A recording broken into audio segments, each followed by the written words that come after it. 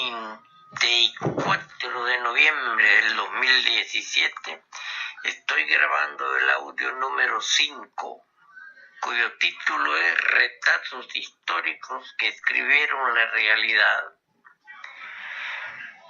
Lo que sucede ahora en el mundo en cuanto a guerras, crímenes políticos, corrupción, drogas, genocidios, instalación de gobiernos incapaces, súbditos imperiales y mercaderes del tesoro nacional, son polvo de aquellos lodos de hace un siglo que concretizaron el poder masónico sionista sobre el gobierno de los Estados Unidos al ascender a la presidencia Franklin Delano Roosevelt.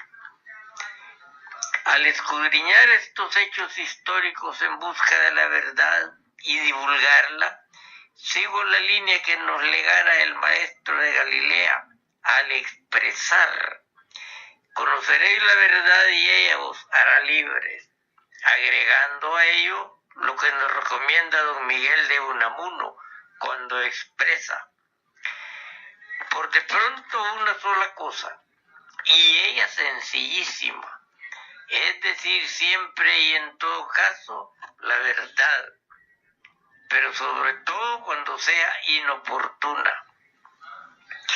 Creo seguir esos conceptos y lo seguiré haciendo mientras pueda, como lo han hecho hombres y mujeres, aún estando dentro del sistema y viviendo de él, y lo hacen y seguirán haciendo con toda la valentía que les da su integridad moral. La información y los hechos. Ante la legislatura de Texas, Austin, un general preocupado por su país expresó lo siguiente: me preocupa ya la seguridad de nuestro gran país, no tanto a causa de una eventual amenaza del exterior, como a causa de las fuerzas insidiosas del interior. El general Douglas MacArthur denunció infiltraciones traidores en su país, y esta denuncia, hecha en junio de 1951 por el general MacArthur, dejaba entrever que hay dos Estados Unidos, de lo cual hablaremos en otro momento. Mucho antes que el general Douglas MacArthur, y desde la Casa Blanca, ocupando la presidencia de la nación, Woodrow Wilson escribió en 1913: la situación, dijo, se resume en los siguientes hechos: que un número comparativamente limitado de hombres controla la fuerza hidráulica, que el mismo número de hombres controla en amplia medida los ferrocarriles, que a través de convenios que se han pasado entre ellos de mano en mano, controlan los precios, y que ese mismo grupo de hombres controla los créditos más vastos del país. Los amos del gobierno de los Estados Unidos son los capitalistas y manufactureros mancomunados. ¿Y cómo acumulan tanto poder estas familias mafias? Pregunto. La crisis mundial de 1929 resulta del trabajo histórico del Sanedrín, que se remonta a su vez al rey Salomón. Según los anales secretos del sionismo judío, Salomón y otros sabios israelitas elaboraron desde el año 929, o sea 929 antes de Jesucristo, el proyecto de un sistema que debía conducirlos a la conquista del universo entero para Sion, por procedimientos pacíficos. Esta historia involucra el falso socialismo practicado en la URSS, provocado por capitalistas de los Estados Unidos y no por la misma Rusia.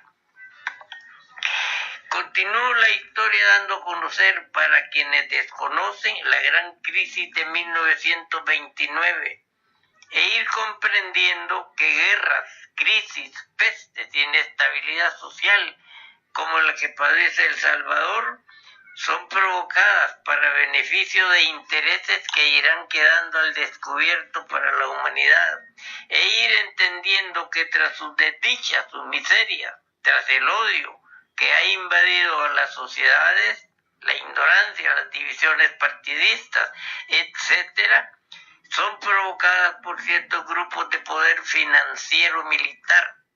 Dominan ya gran parte de muchas naciones y casi en su totalidad, especialmente Rusia y Estados Unidos.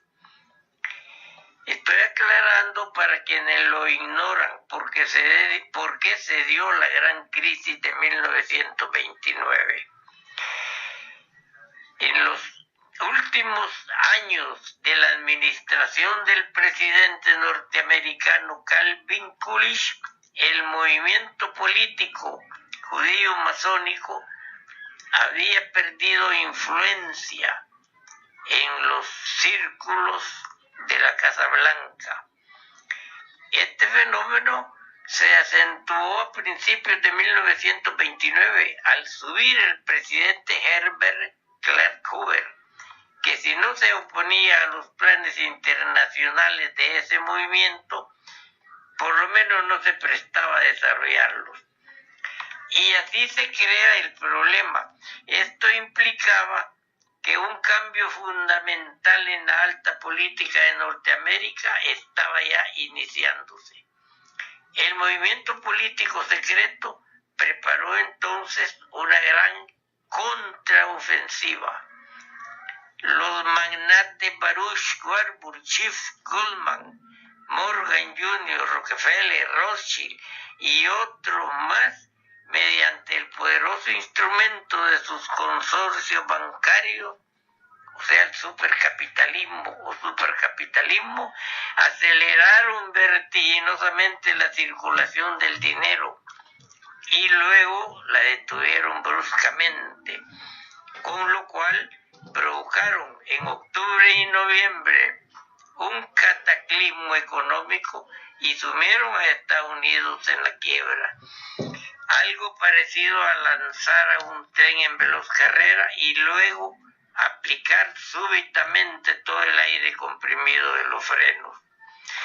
Numerosas empresas se paralizaron faltas de crédito y miles de obreros quedaron cesantes de la noche a la mañana, cosa que automáticamente redujo el poder de compra del público y precipitó a otras empresas a las crisis con los consiguientes reajustes de personal. Los daños sufridos en unas empresas repercutían en otras. Las 3/4 partes de los negocios padecieron daños más o menos graves. La producción bajó casi a la mitad. El Estado recaudó menos impuestos y a su vez se vio forzado a disminuir sueldos y a paralizar obras. Fue una tremenda reacción en cadena. Esto afectó en sus ingresos a 17 millones de personas, a unas con cesantía total, a otras privilegiándolas de horas extras y a algunas más dejándolas con trabajo esporádico. Familias con más de 70 millones de personas sufrieron daños directos.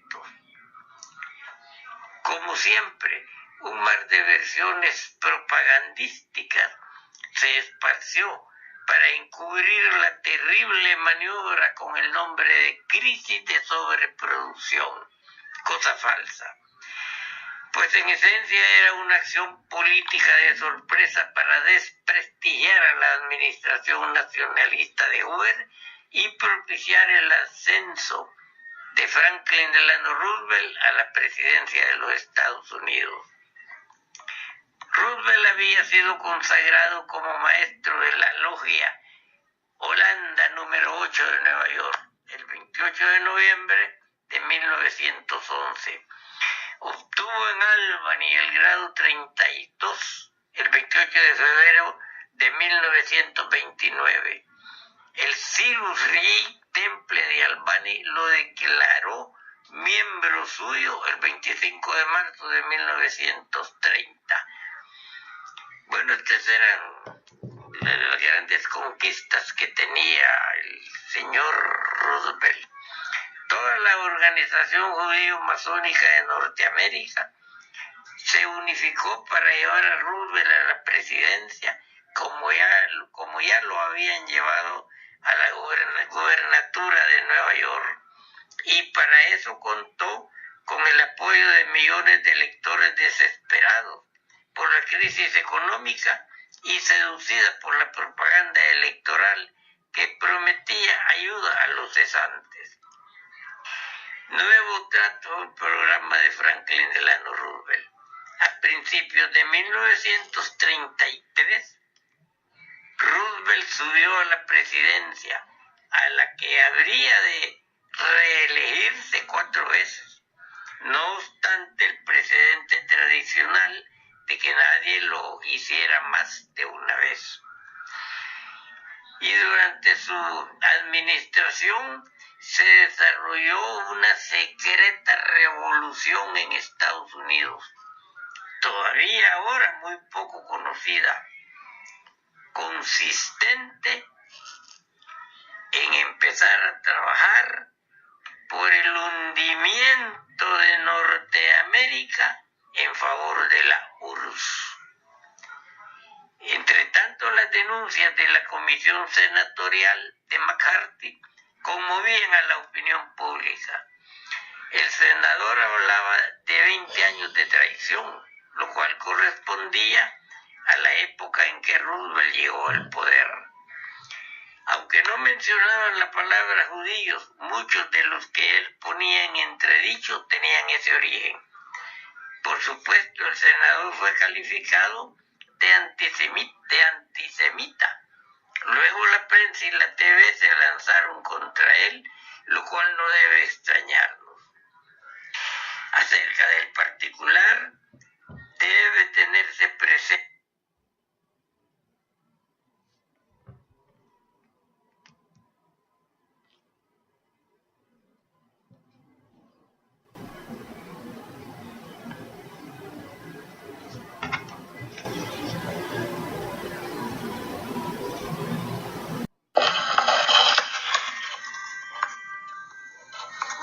este día, 24 de noviembre del 2017, estoy grabando el audio número 5, cuyo título es Retazos históricos que escribieron la realidad.